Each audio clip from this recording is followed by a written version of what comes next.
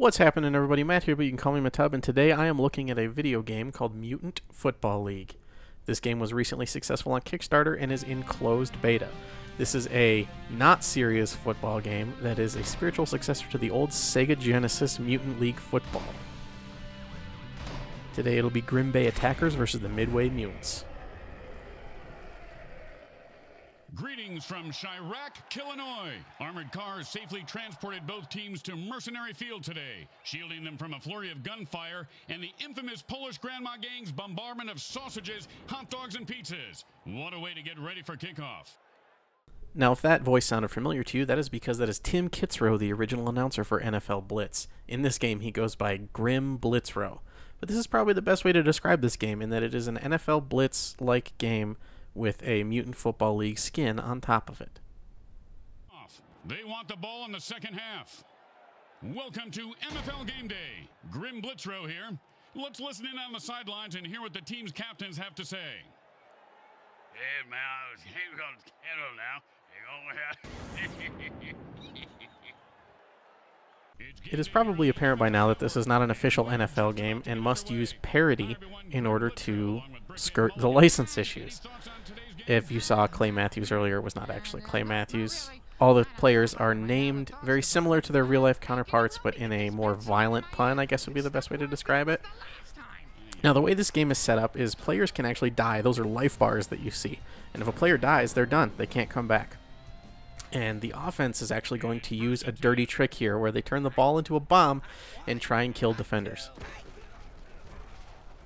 But because they threw a lame duck, I realized that. I clicked on and I moved out of the way. Had they hit some of my defenders, they would have actually died and not been able to come back into the game. If you actually kill all the important players, like a quarterback or all the running backs, the game is over. You automatically lose, or you automatically win if you take out their quarterbacks.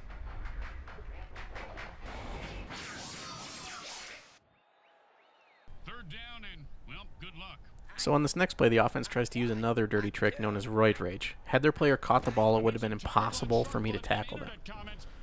But luckily, it's the Bears. I'm sorry, the Midway Mutants, and they didn't manage to actually catch the ball.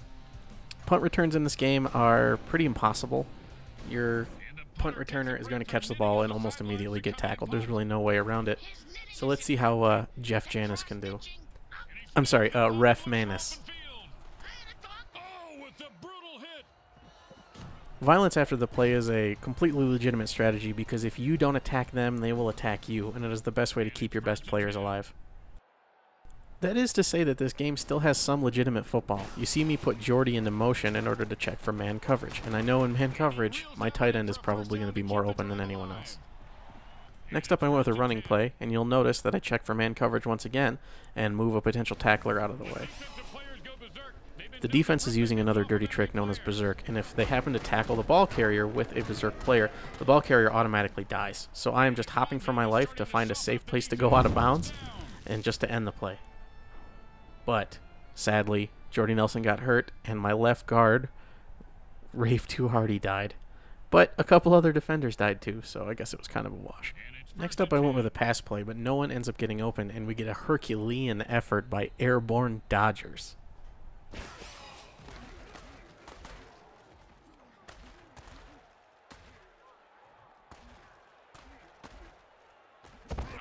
Another thing that you'll tend to notice is if you run with your quarterback, the amount of people that try and hit him after the play is insane. If you look, the entire defense is over there.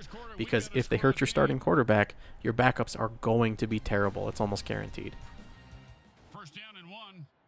But I did notice that running with the quarterback was working, so I decided to call a long pass play to spread out the defense and just ran it in myself.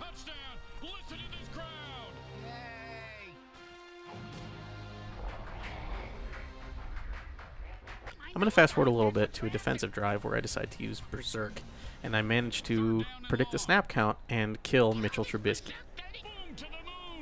Anytime a player dies, they automatically fumble. Well,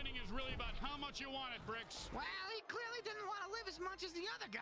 That's a good point, Grim.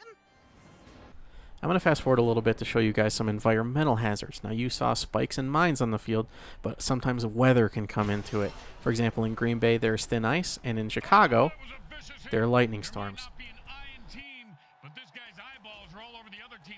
chance right now.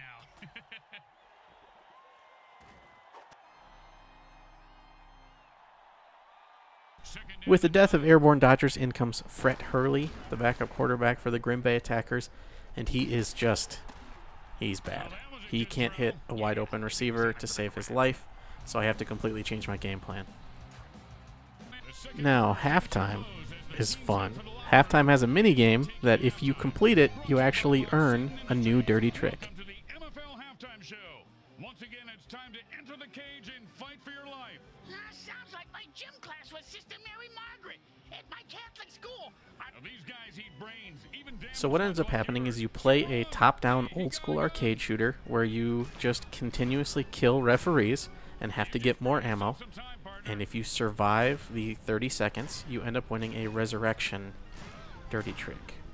However, as it's beta, there are bugs, and I have yet to get the resurrection dirty trick to work, which would have helped immensely because my quarterback died. Stand in line at Porta John. No one can make it 10 seconds. Crushed it! And the resurrection dirty trick is the reward. So after a kick return by Ref Manis and a couple disappointing attempts at passes by Fred Hundley, I decided to use a dirty trick of my own known as Flame On, where my running back lights himself on fire and is almost impossible to tackle. Man, oh man, he hit that line the way your wife hits the all-you-can-eat buffet at Crabapple Trees, Briggs. Using a bunch of short passes and screens, I ended up driving down the field and started to force the defense to use their timeouts. But this is roughly where the recording ends. Sadly, OBS screwed up while recording, and it stopped with 25 seconds left in the fourth quarter. So this is where I'll give you my final thoughts on the game. Overall, it's a lot of fun. It is not an official NFL game. It is not a football simulator, but it is football-ish, and it is available for the PC, which is something that hasn't happened since Madden 2008.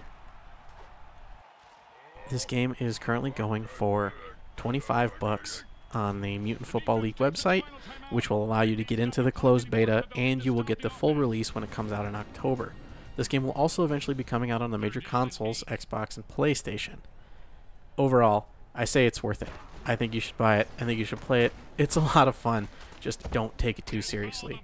If you expect to worry about offensive strategy and everything like that, it's not going to be very fulfilling.